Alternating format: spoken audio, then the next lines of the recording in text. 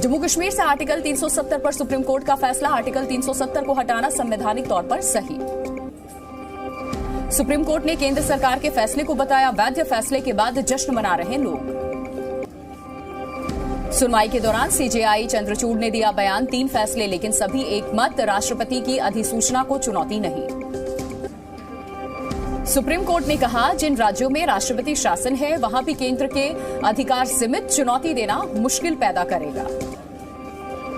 संवैधानिक पीठ ने कहा जम्मू कश्मीर के विलय के बाद अलग राज्य नहीं। आर्टिकल 1 से साफ है कि जम्मू कश्मीर भारत का अभिन्न हिस्सा। सुप्रीम कोर्ट ने आर्टिकल 370 को बताया अस्थायी प्रावधान। कहा 370 खत्म करने का राष्ट्रपति को अधिकार। We have held that Article 370 is a temporary provision on a reading of the historical context in which it was included. Article 370 was introduced to serve 2 purposes. First, the transitional purpose to provide for an interim arrangement until the Constituent Assembly of the state was formed and could take a decision. And second, a temporary purpose, an interim arrangement in view of the special circumstances because of the war conditions in the state. See, we have held that a textual reading of Article 370 also indicates that it is a temporary provision. Article 370 के हटाए जाने के बाद पाकिस्तान तमतमाया हुआ है। जम्मू कश्मीर की खुसूसी हैसियत खत्म करने का फैसला बरकरार है। मकबूजा कश्मीर भारत का अटूट अंग है, ये कहा गया है फैसले में। इंडस्ट्री हमारी खत्म हो गई है, हर चीज बिकी हुई है। इसके लिए करते हैं जी हम आजाद हैं। आजाद है, कोई आजाद नहीं। हम बिल्कुल इस वक्त गुलाम है, गुलामी की जिंदगी गुजार रहे हैं। नहीं यार, इंडिया के मुसलमान तो बड़ी दूर हैं। हम अपने मुसलमान हैं, इधर नहीं है सलूक तवाग नहीं है किसी का, ठीक है। वो तो हमसे बहुत दूर है, हम तो उसकी बात नहीं कर सकते। पाकिस्तान में देखें, ये सन 65 की जंग थी, ये भी अवाम ने जीती थी। सन 71 की जंग थी, वो भी अवाम ने जीती थी। 71 की जंग हम जीते? हाँ जी, जीते थे वो। बांग्लादेश जो नहीं, वो मेरी बात सुने ना, वो तो गरदारी हुई थी ना। गरदारी की वजह से वो जो बांग्लादेश हमसे गया था। कारगिल की जो जंग थी, वो कारगिल की जंग आप देख लें, हमारे जो फौजी थे, जवान थे, उन्होंने फतह कर लिया था। लेकिन मोदी सरकार ने नवाज शरीफ को फ़ोन किया, तब वो वर्सर इक़्तिदार थे, तो उन्होंने उनको नीचे बुला लिया। अपने जो उधर जनरल कर्नल तैयार थी तो मोदी सरकार की गवर्नमेंट नहीं थी। ऐसे भी हैं अल्हम्दुलिल्लाह, आज़ाद मुल्क में रहते हैं वो, जैसे भी रहते हैं, लेकिन है वो गुलाम है, जैसे भी शटल में है। लेकिन हमें अपने आमाल दुरुस्त करने पड़ेंगे।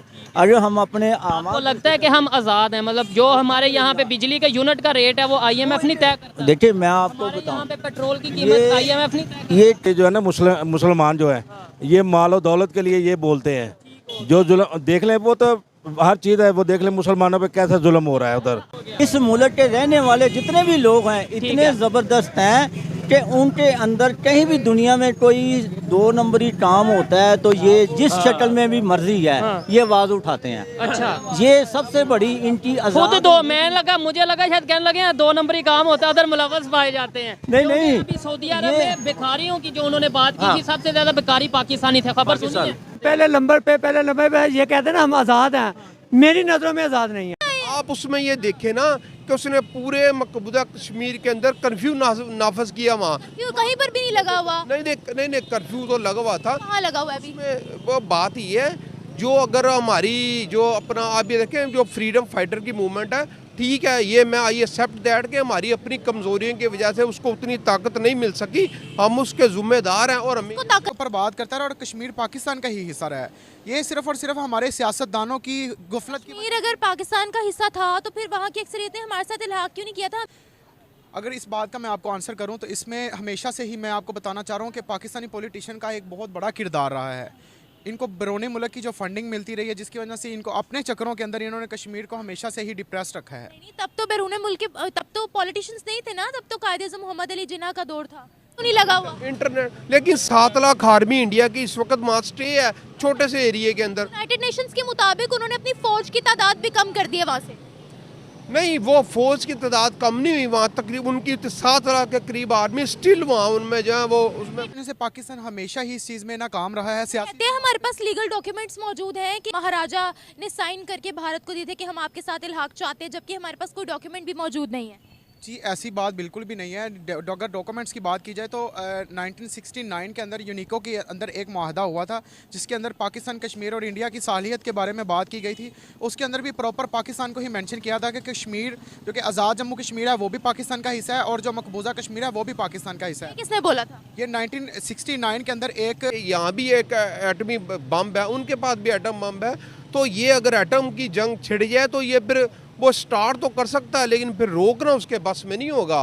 तो ये उसको भी पता होगा। ये ऐसी बात नहीं है कि वो दो एटमी पावर जो है ना वो आपस में कर दें। तो ये इंटरनेशनल मीडिएटर बीच में आते हैं और हमें तो जंग अजीम हो जाएगी। हाँ डेफिनेटली, ये इंडिया को भी पता है कि इनका नुकसान होगा तो इंडिया का हमारे से ज़्यादा नुकसान होगा। इंडिया हमसे बहुत बड़ा है, वो अगर एक बम फेंकते हैं उनका एक स्टेट तो हमारे पूरे पाकिस्तान जितना है। नहीं, लेकिन आप ये देखें तो अगर कश्मीर को अगर उनके हक वहाँ पे मिल रहे हैं पूरे तो मैं तो यही उनको एडवाइस करूँगा कि आप वहीं रहें। पाकिस्तान के अंदर कुछ भी नहीं पड़ा। ये जो आज़ाद जम्मू कश्मीर के अंदर हैं एक सरहद का ही फासला है कि सरहद के फासले में ही अगर आप देख लें कि कितना ज़्यादा रेट्स का डिफरेंट है, कितना ज़्यादा बाकी चीज़ों का डिफरेंस है। हमसे ज़्यादा उनको अपनी जान और माल की हिफाजत है। क्या आप ऐसे मुल्क में रहना चाहेंगे कि जहाँ पे आपको अपनी जान और माल की हिफाजत ना हो?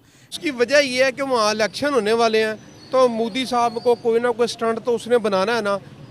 आर्टिकल 370 को वैलिडेट कर दिया है और इसमें इंडिया की पार्लियामेंट की जीत है और मोदी सरकार की जीत भी कही जा रही है। ये एक ऐसा वर्डिक्ट था जिसका इंतजार था बहुत दिनों से और इसके ऊपर आज ये फैसला सुना दिया गया है। इस फैसले ने वैलिडेट किया है प्राइम मिनिस्टर मोदी के उस पॉलिटिकल एक्ट जो कि उन्होंने उस वक्त इंडियन जो पार्लियामेंट के ज़रिए से जो एब्रोगेट किया था आर्टिकल 370 कॉन्स्टिट्यूशन से और इंडियन सुप्रीम कोर्ट जो है उन्हें एक यूनानिमस वर्डिक्ट उन्होंने दी है और उन्होंने कहा है कि जो स्पेशल स्टेटस था जो कश्मीर का दैट वाज टेम्परेरी और ये भी कहा गया है इंडियन सुप्रीम कोर्ट की तरफ से कि कश्मीर के अंदर 30 सितंबर तक इलेक्शन करवाए जाएं। सो इट मींस के इलेक्शन वहाँ पे होंगे। जनरल इलेक्शन तो सारी बात है होने वाले हैं, जो कि सेंटर के इलेक्शन होते हैं। तो ये चीज़ें आपको याद होगा अगस्त 2019 में बीजेपी ने जो इंडियन ऑक्युपाइड कश्मीर का जो स्पेशल स्टेटस था वो रिवोक कर लिया था। और कश्मीर में जो आप सब जानते हैं कि आर्टिकल 370 को हटा दिया गया था नरेंद्र मोदी जी की तरफ से और उसके बाद अब उसके ऊपर केस चल रहा था और कई लोगों ने भारत से जो है वो सुप्रीम कोर्ट में केस दायर किया था या रजिस्टर करवाया था कि 370 को वापस से लगाया जाए।